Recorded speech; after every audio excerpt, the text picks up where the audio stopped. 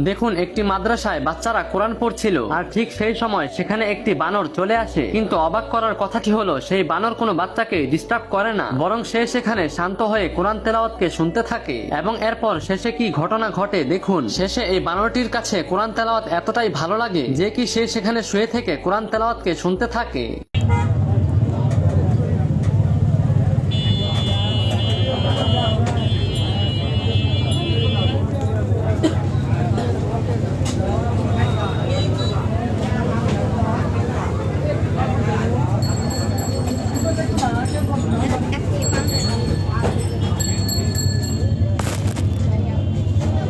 কিরে কিরে